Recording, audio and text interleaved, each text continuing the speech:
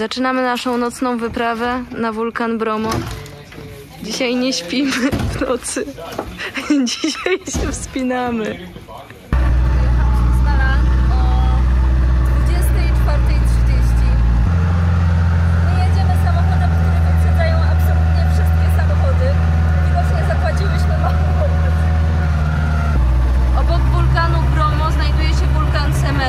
Od kilku godzin płonie. Jedziemy na nasz pierwszy punkt widokowy i cały czas wpadamy w kłęby dymu. Ukradkiem zerkamy na twarz kierowcy. Ma bardzo zadowoloną minę, więc chyba żadnego poważnego zagrożenia dla nas nie ma. Na mapach Google wygląda to trochę przerażająco.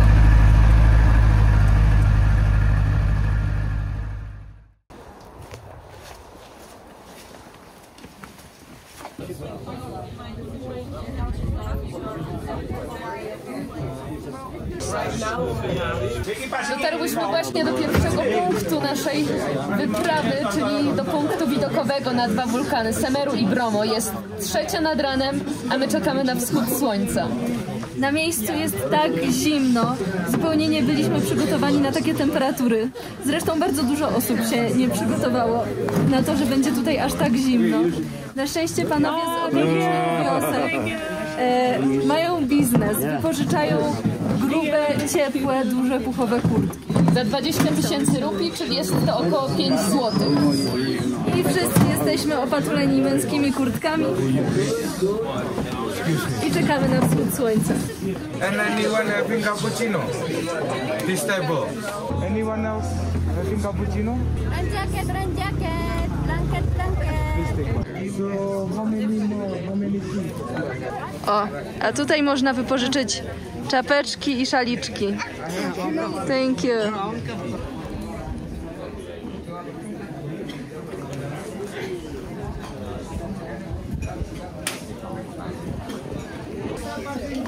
Gotowi na wycieczkę. 20,000 rand jacket. Very good. Very cool up. Ponad 1,5 godziny do wschodu słońca. Zobaczcie, co tutaj się dzieje. This mountain Bromo of there and Sandesh from here.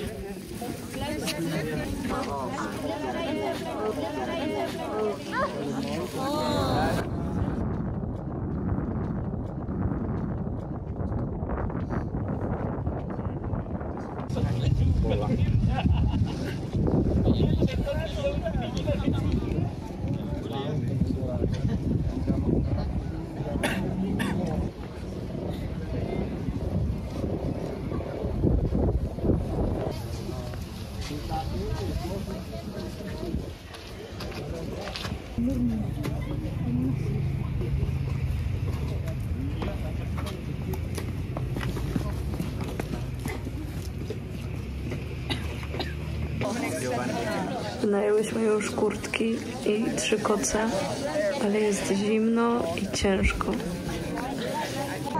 Ponad 100 ludzi przyszła tutaj, żeby razem z nami oglądać ten wschód słońca. Zapłaciliśmy wszyscy za to dosyć sporo pieniędzy jak na indonezyjskie możliwości. I podziwiamy gęstą mgłę.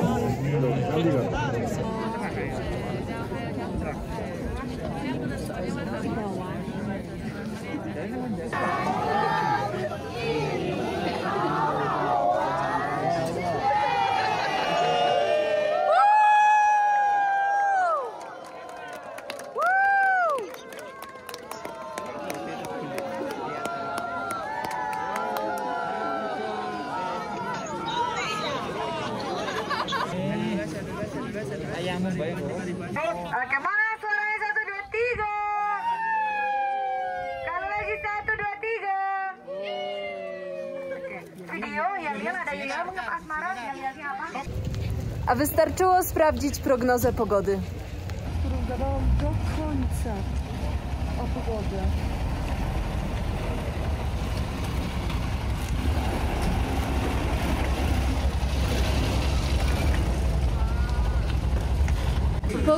naszej panoramy mieliśmy dostać śniadanie.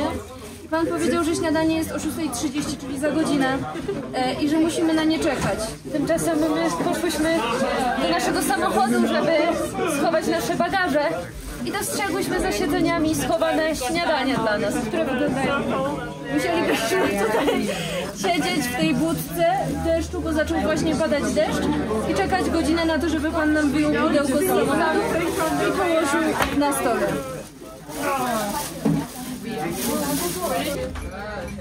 Najlepsze w tym wszystkim jest to, że wszyscy, którzy organizowali ten spektakl, byli świadomi, jaka pogoda czeka nas dzisiaj.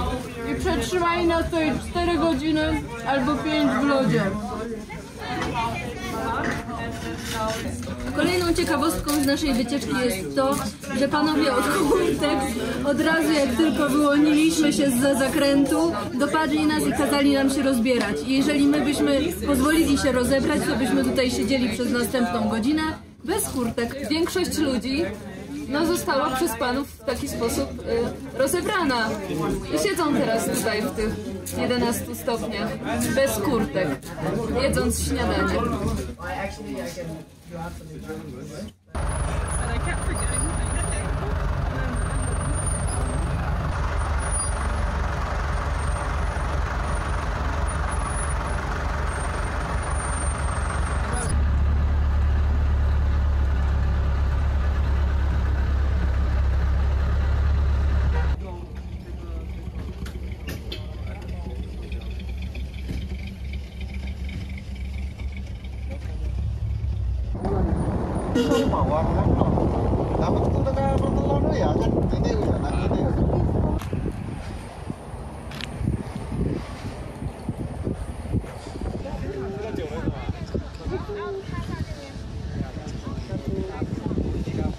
Za nami Bromo.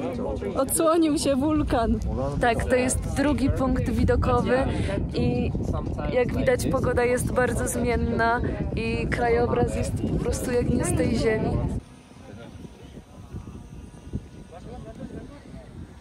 Znajdujemy się właśnie w kalderze Tenger, która powstała z powodu ogromnej erupcji wulkanu 45 000 lat temu, a jej średnica wynosi 16 kilometrów.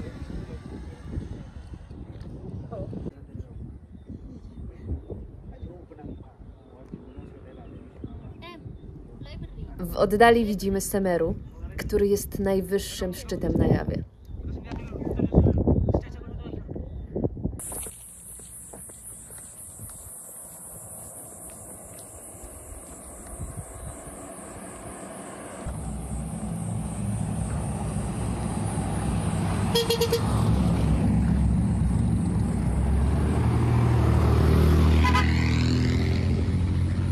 Jesteśmy obok kilku aktywnych wulkanów, a tak jak się na nie patrzy, mimo że cały czas dochodzi do mikroerupcji i cały czas unosi się z krateru dym, to czuje się ogromny spokój, jak się na nie patrzy. I to mnie bardzo zaskoczyło. To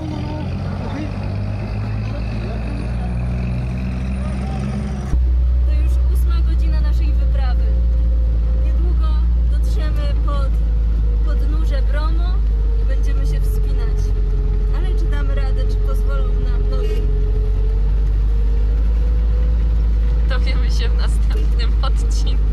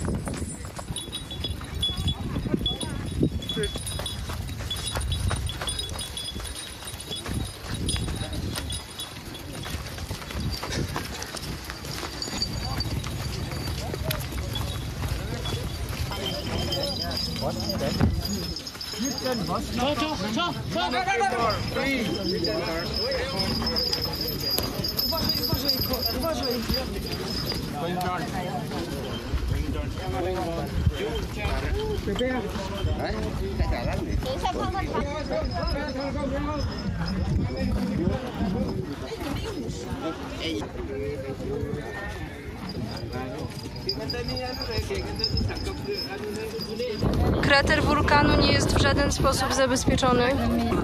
O, tak jest zrobione przejście. Natomiast barierki nie są w żaden sposób odrestaurowane, przez co każdy, robiąc sobie zdjęcia, może się spieprzyć.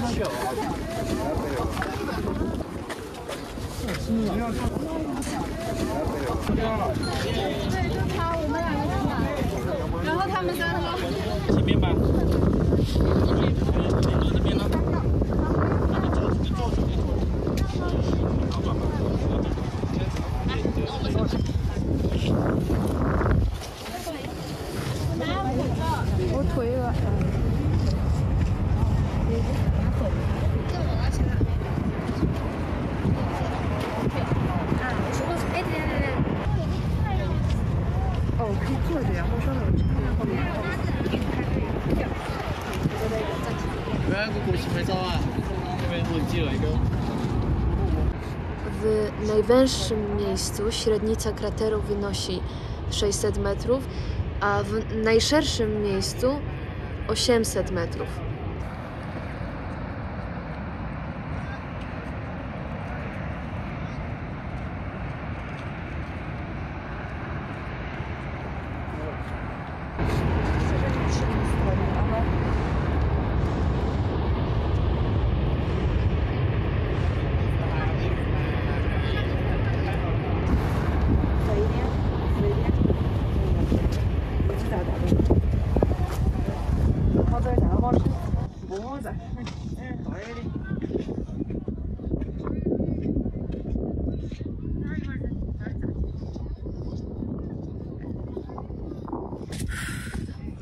Dla mnie wejście na ten wulkan było ogromnym przeżyciem. Bardzo pachnie tam siarką. Wulkan mówi, słychać go. No, już chcę stąd sobie iść. On cały czas bulgocze, a z krateru wydobywa się dym, którego czasami jest tak dużo, że naprawdę bardzo trudno oddychać. Większość ludzi, która tutaj pracuje, wywodzi się z ludu Tenger. Są to głównie wyznawcy hinduizmu i utrzymują się przede wszystkim z turystyki i z rolnictwa. Mieszkają w tej kalderze, a Bromo i cały ten obszar to dla nich miejsca święte.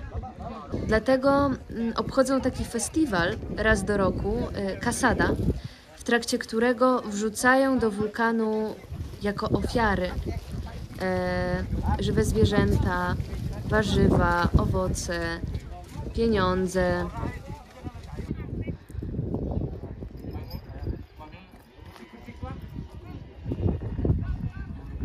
Konie tutaj strasznie ciężko pracują, w tej z powrotem chodzą w upale.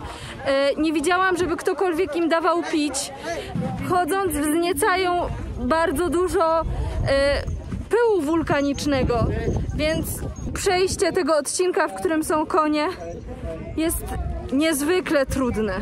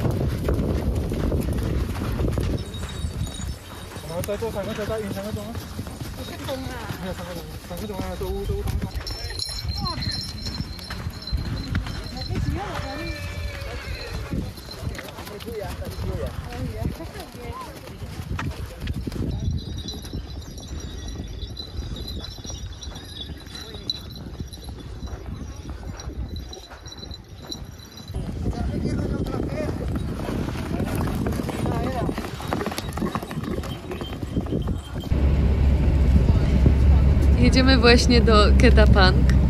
Bardzo chciałyśmy zobaczyć wulkan Ijen i niebieską lawę, która występuje tylko w 2 miejscach na świecie. No, ale niestety okazało się, że trasa na Ijen jest zamknięta, ponieważ wulkan jest zbyt aktywny. Więc jedziemy teraz do Ketapang, a stamtąd następnego dnia będziemy płynąć promem na Bali. Hello!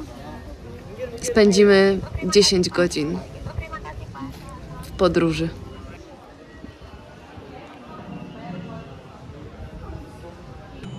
Po 48 godzinach na nogach znowu idziemy spać, idziemy do łóżka. Dobranoc. Good night.